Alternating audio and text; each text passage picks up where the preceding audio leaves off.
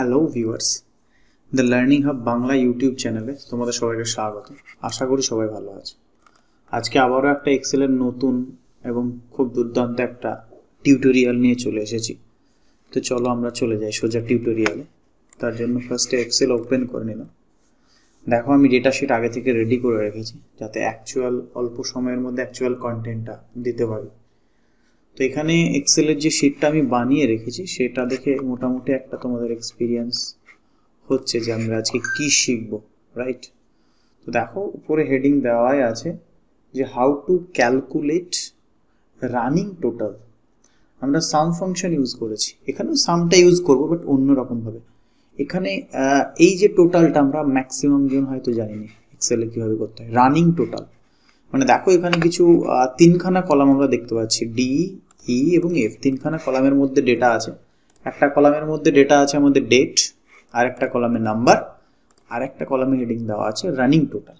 ওকে, তো দেখো 5 তারিখ, এখানে নাম্বার কত আছে 10, রানিং টোটাল এখানে কত দেখাচ্ছে 10। 6 তারিখে আবার কত 10, এখানে রানিং টোটাল কত দেখাচ্ছে 20। অর্থাৎ কি এই যে 10 যেটা ছিল তার সঙ্গে যে নাম্বারটা আবার যোগ হয় সেটা দেখাচ্ছে। এরপরে তারপরে 7 তারিখে কত 100, তাহলে আগের যে 20 ছিল সেটার সঙ্গে আবার 100 যোগ হয়ে গেল, দিয়ে 120 হয়ে গেল। অর্থাৎ এইভাবে যে ক্যালকুলেশন অর্থাৎ রানিং যে টোটাল সেটা আমরা কিন্তু দেখতে পাচ্ছি এখানে। এবার তোমরা ভাবতে পারো যে এটা তো ম্যানুয়ালি হয়তো করা হয়েছে, এখানে আমরা ভ্যালু দিলে বুঝতে পারবো। দেখো 10 ছিল তাই প্রথমটাতে 10 দেখিয়েছে, এরপর আমি এটাকে ভ্যালুটাকে চেঞ্জ করছি। ফর এক্সাম্পল করে দিচ্ছি 50, ঠিক আছে? তাহলে 10-এর সঙ্গেই 50 অ্যাড হয়ে এখানে হওয়ার কথা কত 20-র জায়গায় 60 হবে। দেখো বাইরে যেই ক্লিক করলাম দেখো এখানে 60 হয়ে গেল। 60 যেই হয়ে গেল দেখো বাকি সমস্ত ভ্যালুগুলো কিন্তু চেঞ্জ হয়ে গেল। এটা হচ্ছে রানিং টোটাল।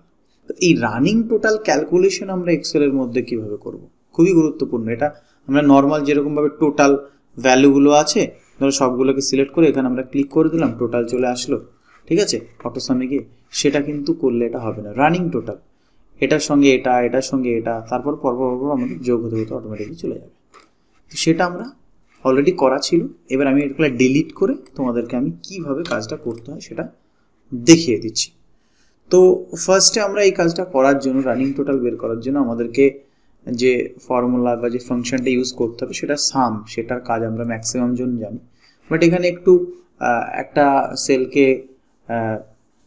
ফিজ করে লক করে কাজটাকে করতে হবে। তো কীভাবে দেখো আমি সেটা দেখাচ্ছি। তার জন্য ফার্স্টে আমাদেরকে রানিং টোটাল যে কলামটা আছে সেখানে আমরা চলে গেলাম ফার্স্টে, দেন ওখানে গিয়ে আমরা ইকুয়াল সাইন দিলাম। ইকুয়াল সাইন দেওয়ার পরে সাম ফাংশনকে আমরা কল করব equal to sum, okay, then bracket.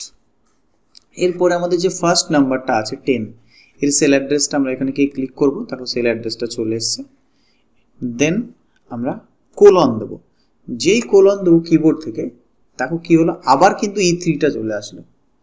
তাহলে প্রথমে আমরা ইকুয়াল সাইন দিলাম, তারপরে কি দিলাম সাম, দেন ব্র্যাকেট। ব্র্যাকেটের মধ্যে সেল অ্যাড্রেস। সেল অ্যাড্রেস দেওয়ার পরে যখন আমরা কোলন দিলাম অটোমেটিকলি দেখো আবার E3 চলে আসলো।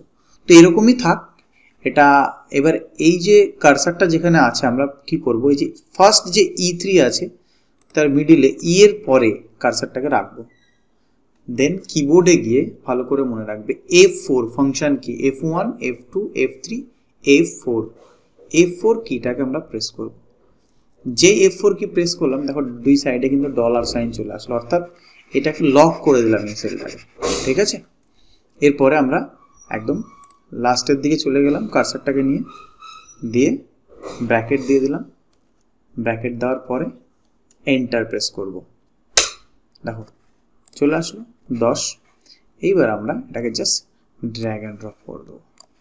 দেখো 10-এর সঙ্গে অটোমেটিক 50 যোগ হয়ে 60 চলে এসছে, 100 আবার যোগ হয়েছে 160, তারপর 150 যোগ হয়ে 310, অটোমেটিকলি দেখো রানিং টোটাল কিন্তু চলে এসছে।